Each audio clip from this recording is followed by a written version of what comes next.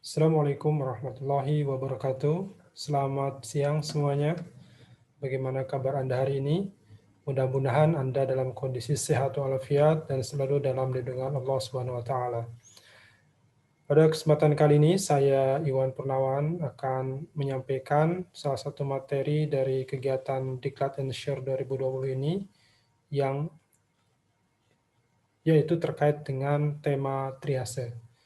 Sebelumnya saya akan men-share dulu dari PPT yang sudah saya siapkan. Sebentar.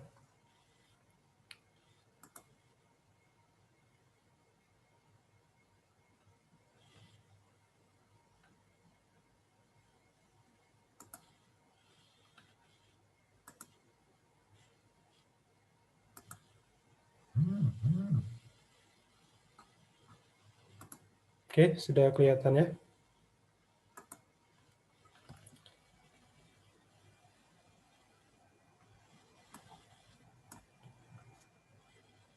Baik, ini adalah tema kita kali ini, yaitu tentang triase. Beberapa hal yang akan kita diskusikan dan akan kita bicarakan pada kesempatan kali ini adalah terkait dengan definisi triase, tujuan triase, dan sistem triase. Yang pertama terkait dengan definisi triase. Triase ini sendiri berasal dari bahasa Prancis yaitu trier. Pencetus pertamanya adalah Dominique Jean Larrey yang merupakan salah satu ahli bedah pada zaman Napoleon Bonaparte, dan arti dari triase ini adalah sebuah proses pemilahan. Nah, sehingga triase ini adalah proses yang dinamis dan mudah berubah. Sehingga untuk memastikan keakuratan dari triase ini harus dilakukan secara berulang selama masih dalam proses penanggulangan cedera dari korban. Jadi triase ini terus dilakukan berulang-ulang sebelum kegawatan dari korban itu teratasi. Karena apa? Karena ketika korban tidak stabil, maka kondisi kegawatannya juga akan berubah. Bisa semakin berat, juga bisa semakin membaik, dan itu bisa terdeteksi melalui proses triase. Nah, triase ini ditujukan yaitu tadi untuk melakukan pemilahan sehingga dapat ditentukan mana yang membutuhkan penanganan awal, mana yang menjadi prioritas utama, dan mana korban yang bisa ditinggalkan. Jadi secara ringkas, tujuan dari triase ini adalah yang pertama adalah menentukan pasien secara tepat. Mana pasien yang dalam kondisi gawat, mana pasien yang dalam kondisi stabil, sehingga kita bisa memperlakukan sesuai dengan kondisi pasien yang sebenarnya.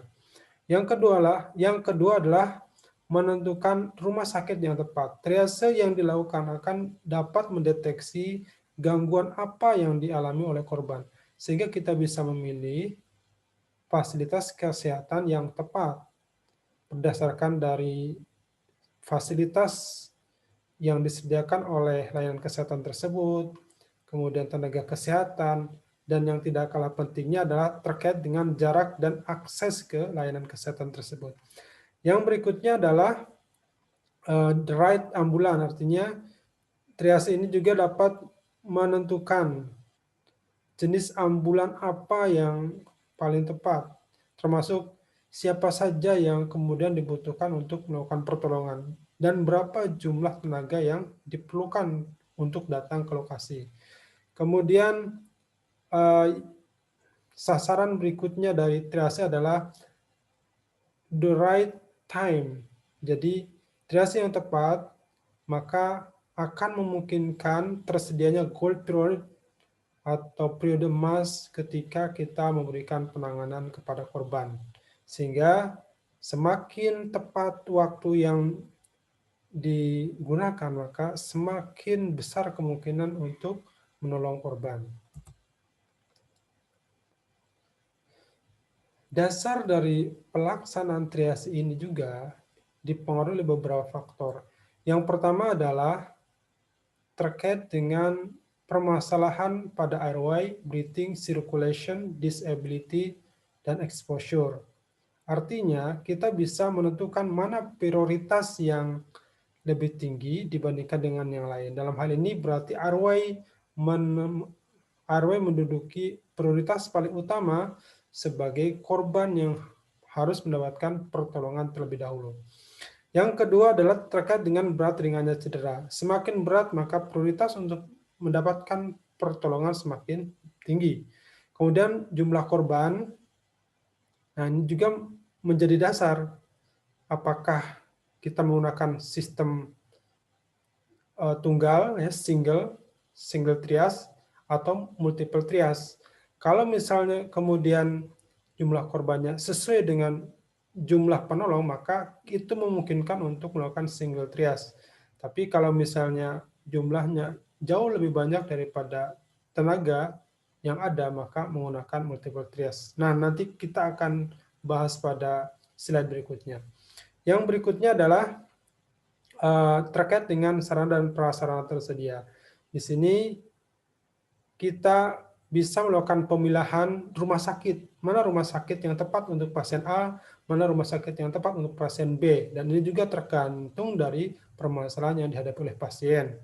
Dan tadi yang tidak kalah pentingnya adalah bagaimana kondisi fasilitas di rumah sakit tersebut dan bagaimana jumlah SDM yang tersedia di rumah sakit tersebut, sehingga kita tidak salah mengirimkan orang. Jangan sampai kemudian kita mengirimkan korban dengan kondisi A, tetapi ternyata di rumah sakit tersebut tidak memiliki fasilitas untuk menangani penyakit A tersebut. Yang berikutnya yang menjadi dasar dari pelaksanaan triase adalah terkait dengan harapan hidup. Seberapa besar harapan hidup dari korban?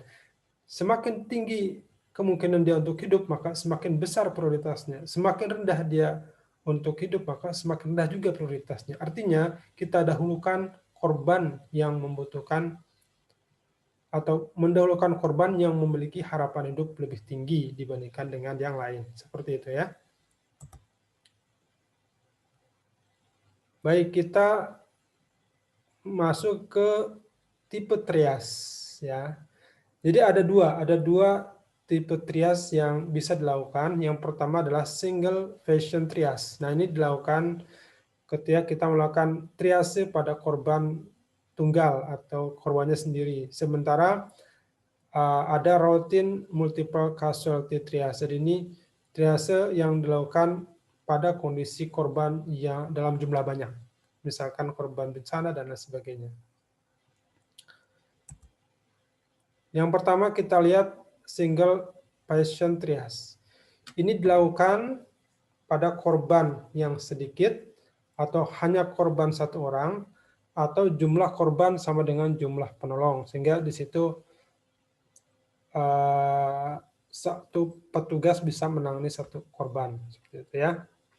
Dan ini bisa dilakukan pada saat para rumah sakit, ya, ketika di lapangan, misalkan ada panggilan kecelakaan tunggal, maka kita datang ke sana. Nah, kita di sana bisa langsung melakukan trias, dan namanya single patient trias.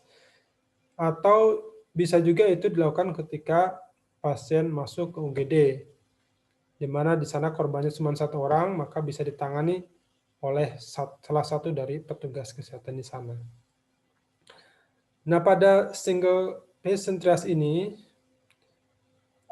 kondisi kegawatan bisa dikategorikan menjadi true emergency dan false emergency. True emergency ini berarti korban yang masuk ke UGD tersebut memiliki permasalahan airway, breathing, circulation, atau disability.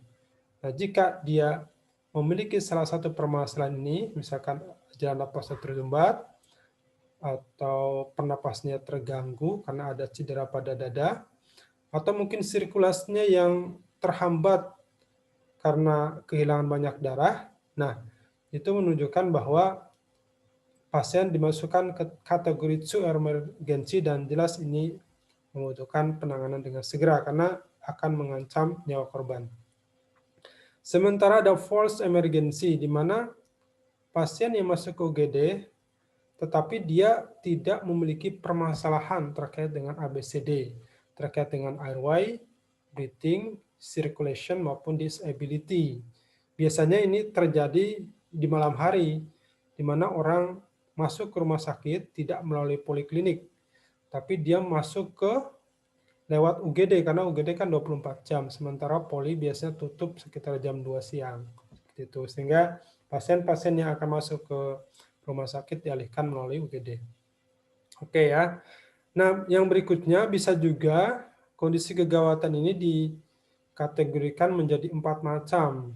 Nah, ini bisa kita lihat dari warna-warnanya ini. Ada yang kategori emergent immediate, ini merupakan prioritas utama yang membutuhkan penanganan segera. Di mana bisa jadi korban telah mendapatkan pertolongan semenjak tindakan pada tahap pra rumah sakit. Ya, misalkan kecelakaan tunggal, kemudian ada luka robek cukup besar di pahanya, maka kita bisa melakukan penanganan awal dengan cara melakukan balut tekan pada luka di kaki tersebut, sehingga ini bisa mencegah perdarahan yang lebih lanjut. Selanjutnya contoh dari kondisi emergensi ini misalnya cedera berat. Nah, ini multiple trauma ya. Kemudian ada AMI, serangan jantung akut myocard infarct, atau ada gangguan jalan napas misalkan tersedak, tersumbat dan lain sebagainya, shock dan reaksi anafilaktik. Nah, itu yang emergensi atau kegawatan. Kemudian ada yang urgent. Ini merupakan prioritas kedua untuk mendapatkan pertolongan.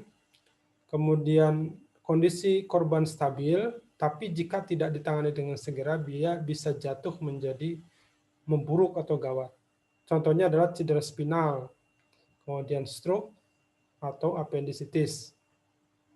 Kemudian ada yang non-urgent, ini menempati prioritas ketiga, di mana pasien mampu berjalan. Nah, ini indikatornya ya, pasien mampu berjalan, kemudian hemodinamik stabil, artinya tekanan darah bagus, kemudian nafasnya bagus, nadinya juga bagus gitu ya.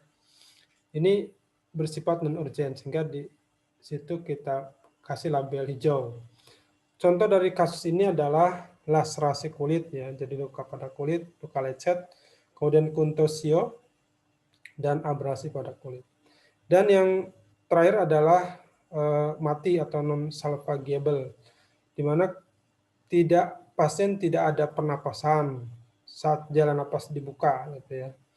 Kemudian harapan hidup sangat kecil, sehingga dilakukan penanganan pun kemungkinan untuk recovery sangat susah. Contohnya adalah luka bakar lebih dari 90% atau kegagalan resusitasi. Nah, yang berikutnya, sistem yang kedua adalah routine multiple casualty triage. Ini dilakukan jika korban lebih banyak dari tenaga penolong.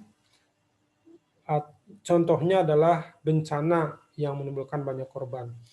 Nah, salah satu jenis triase yang termasuk dalam routine multiple casualty triage ini adalah simple triage and rapid treatment. Jadi triage sederhana dan penanganan segera. Pada triage ini, di mana dilakukan pemilihan dan sekaligus melakukan penanganan dengan segera. Makanya adalah simple triage and rapid treatment. Waktu yang dibutuhkan kurang dari atau sama dengan 60 detik, jadi sangat cepat. Kemudian indikator yang dievaluasi ada airway, breathing ya, termasuk bagian dari respirasi. Kemudian ada perfusi, atau sirkulasi. Di dalam ini adalah nadi ya. Dan status mental atau disability. Model dari start ini sangat tepat dalam situasi bencana dengan korban massal, karena memang ini ditujukan untuk melakukan triage pada kondisi tersebut. Nah, kita lihat ya, bahas tahapan dari start ini, dari tahapan dari simple triage and rapid treatment. Yang pertama adalah ketika kita menemukan korban dalam jumlah banyak, di mana di situ mereka berkumpul di beberapa tempat gitu ya, beberapa titik berjauhan dengan kondisinya ada yang meraung-raung, ada yang berteriak-teriak, ada yang diem gitu. Nah, apa yang kita lakukan? Nah, kita harus paham gitu ya. Biasanya yang bikin mengganggu dalam kondisi tersebut adalah orang yang masih dalam kondisi sadar, karena itu sangat mengganggu. Mereka akan teriak-teriak, kemudian akan meminta tolong, dan lain sebagainya. Dan itu menimbulkan kepanikan. Maka langkah yang pertama adalah kita harus memisahkan dulu orang-orang yang cenderung mereka masih dalam kondisi baik tersebut, cuman mereka dalam kondisi panik. Maka yang pertama kita harus memisahkan. Nah, dengan cara apakah mereka masih bisa berjalan apa tidak? Nah, ini dilakukan dengan cara memanggil kepada kumpulan korban tersebut untuk mendekat ke sebuah lokasi yang telah ditentukan. Misalkan siapa yang ingin segera ditolong, silakan kumpul di belakang dari bendera ini. Nah, ini ya, jadi dipanggil. Bapak-bapak, ibu-ibu, barang siapa yang ingin segera mendapatkan pertolongan, silakan segera mendekat ke arah suara. Nah, bisa juga seperti itu. Nah, sehingga dalam kondisi tersebut biasanya mereka akan berebut begitu ya, yang memang benar-benar mereka masih bisa jalan, maka mereka akan segera menuju dan mengikuti perintah tersebut. Sehingga maka perintahnya pun harus jelas. Ini lokasinya di mana, sehingga tidak menimbulkan kebingungan bagi para korban. Nah, setelah semuanya korban kumpul ya, berpindah tempat ya. Nah, jadi jika bisa jalan, mereka kumpul di sini ya. Nah, berkumpul di sini, maka itu artinya yang tersisa adalah orang-orang yang berwarna merah atau kuning atau hitam. Nah, yang hijau sementara sudah kita lokalisir, dan kalau sudah ada tenaga medis, nah bisa menenangkan mereka. Nah, bagi yang bisa jalan tadi ya sudah dipisahkan, dipanggil menjadi warna hijau. Nah, berikutnya adalah yang tidak bisa berjalan. Nah, tidak bisa berjalan, maka kita lakukan pengkajian di sini secara cepat. Yang pertama adalah dari pernapasannya. Kita maju ke salah satu korban, ya, salah satu korban, kemudian dicek apakah pasien bernapas atau tidak. Kalau misalkan pasien tidak bernafas, maka kita lakukan pembukaan jalan nafas. Nah, setelah jalan nafasnya dibuka, maka kita cek kembali apakah pasien bernafas atau tidak. Jika pasien tidak bernafas, maka labelnya hitam. Artinya dia dianggap sudah meninggal. Jika kemudian ketika dibuka jalan nafasnya ternyata dia bernafas, maka warnanya menjadi merah karena dia sempat mengalami kondisi tidak bernafas. Oke, itu kalau tadi ya, ternyata dia tidak bisa bernafas. Nah, kalau misalkan kemudian ketika diperiksa ternyata pasien bernafas, maka yang diceknya lagi adalah frekuensi dari pernapasan korban. Jika nafasnya lebih dari atau sama dengan 30 kali per menit, maka kita labeli warna merah. Sementara kalau misalnya kurang dari 29 kali per menit, maka kita lanjutkan untuk mengecek nadi radialis. Nah, nadi radialis yang tidak ada, ya, atau mungkin cepat, lemah, atau bisa jadi nadinya masih baik tapi ada perdarahan masif, maka segera tangani perdarahan tersebut dan kemudian melabeli warna merah pada korban. Sementara kalau nadi radialisnya masih bagus, tekanannya masih kuat, kemudian tidak ada takikardi, maka kita lanjutkan memeriksa kesadaran dengan cara memberikan perintah sederhana kepada korban. Misalnya, Bapak coba gerakan ibu jarinya Bapak, ya, atau coba kedipkan matanya, seperti itu. Nah, jika korban kemudian bisa mengikuti perintah, maka kita labeli kuning. Nah, sementara kalau misalnya korban tidak bisa mengikuti perintah, maka kita labeli merah. Gampang seperti itu ya. Saya ulangi lagi. Jadi ketika ada korban, kumpulan korban, maka kita pisahkan dulu yang termasuk kategori hijau, yang ditandai dengan kemampuan mereka untuk berjalan, dengan memanggil kepada mereka supaya berkumpul di salah satu titik. Setelah berkumpul, baru kemudian kita melakukan pemeriksaan kepada korban yang lain. Yang pertama adalah nafas. Jika korban tidak bernapas, maka kita buka jalan nafasnya. Jika pasien tidak bernapas, maka kita labeli hitam. Jika pasien bernapas, kita labeli merah. Nah, pada pasien yang ketika diperiksa nafasnya ternyata masih bisa bernapas, maka kita cek respirasi rate-nya. Jika RR-nya lebih dari 30 kali per menit, maka kita labeli merah. Jika RR-nya kurang dari 30 menit atau kurang atas 29 kali ke bawah, maka dilanjutkan dengan mengecek nadi radialis. Jika tidak ada nadi atau teraba sangat lemah dan cepat, atau ada perdarahan masif di sana, maka kita labeli merah.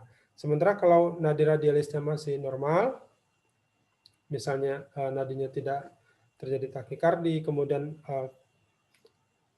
tekanannya masih kuat, maka lanjutkan dengan pemeriksaan kesadaran korban dengan cara memberikan perintah sederhana. Jika bisa mengikuti perintah, maka labelnya kuning, dan jika tidak bisa mengikuti perintah, maka labelnya merah. Begitu ya.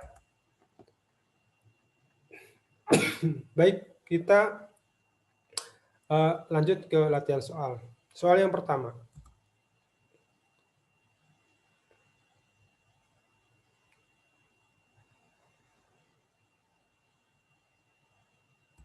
Nah, soal yang pertama, ini soal bonus jadinya ya. Korban tidak mampu merasakan atau menggerakkan kakinya. RR-nya 26 kali per menit, nadinya 110 kali per menit. Korban masih sadar dan orientasi dengan baik. Apa kategori triasenya? Maka kategorinya adalah kuning. Kenapa? Karena RR-nya 26 kali per menit, ya udah tidak bisa dilanjutkan ke bagian sirkulasi. Nah, ini yang belum ada jawabannya. Pasien tampak basah kuyup dengan darah. RR-nya 38 kali per menit. Nadi lemah, nadi radialis tidak ada. Ini nadi lemahnya nadi karotis ya. Jadi teraba nadi karotis, nadi lemah. Nadi radialis tidak ada. Korban masih terjaga, masih sadar gitu ya. Apa kira-kira kategori dari trias ini? Coba dihitung ya. 1, 2, 3, 4, 5. Apa jawabannya? Merah, kuning, hijau, hitam? Oke, kita lihat jawabannya. Jawabannya adalah merah. Kenapa merah? Kita lihat nadinya lemah, nadi radialis tidak teraba. Apalagi di awal RR sudah 38 kali per menit. Itu sudah menunjukkan kondisi kegawatan, warnanya merah. Baik. Soal ketiga. Korban berjalan ke arah penolong dengan cedera lengan yang cukup parah. RR-nya 20 kali per menit, nadi radialisnya 124 kali per menit. Korban terjaga dan menangis. Kira-kira apa kategori trias dari korban ini? Kita hitung 1, 2, 3, 4, 5, 6, 7, 8. Oke, jawabannya adalah hijau. Kenapa hijau? Karena korban masih bisa berjalan.